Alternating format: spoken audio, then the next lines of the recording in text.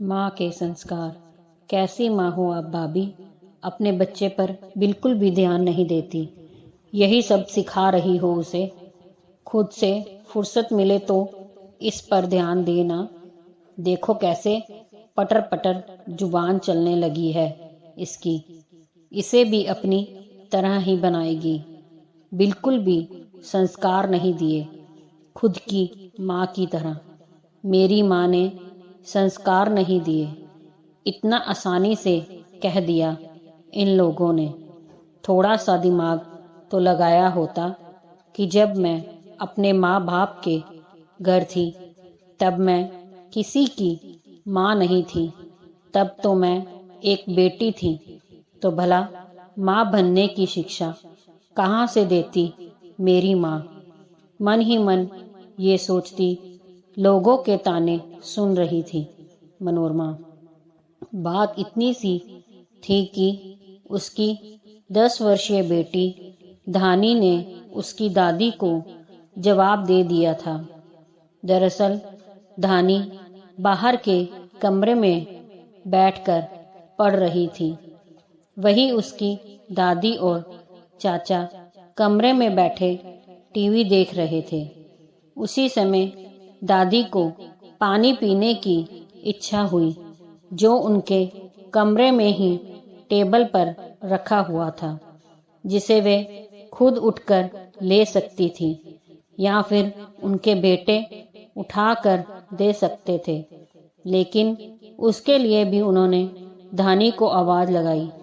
धानी kitchen में से पानी का गिलास लेकर आई तो टेबल पर पानी रखा देख कर बोली कि पानी यही तो रखा था, फालतू ही मुझे होमवर्क करते हुए परेशान कर दिया।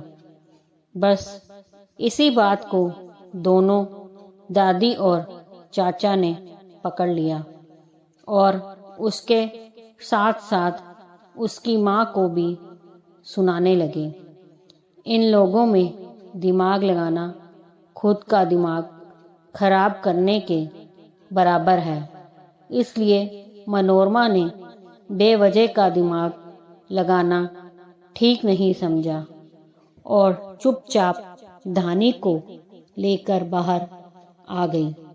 शाम को मनोरमा किचन में काम कर रही थी कि बाहर वाले कमरे से ससुर जी के चिल्लाने की आवाज आई, जो देवर जी को डांट रहे थे, साथ ही साथ सासू माँ को भी सुना रहे थे। कैसी माँ हो तुम? तुम्हारे गले से रोटी का निवाला कैसे उतर जाता है? दिन भर घर में बैठा रहता है, कुछ कमाने दमाने नहीं जाता। कुछ तो बोलो उसे। अरे पर एग्जाम तो क्लियर कर लिया है, अब सरकारी काम है, अभी तक अपॉइंटमेंट लेटर नहीं आया, तो इसमें इसकी क्या गलती?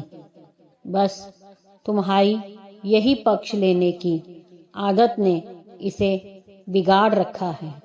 अपने पिता से जुबान लड़ा रहा है। अरे बस इतना ही तो कह रहा है कि आप थोड़ा सब्र रखो। बस यही संस्कार दो अपने पिता से जुबान लड़ाने की। खुद के माँ ने जो संस्कार दिए हैं वही अपने बच्चों को दे रही हो।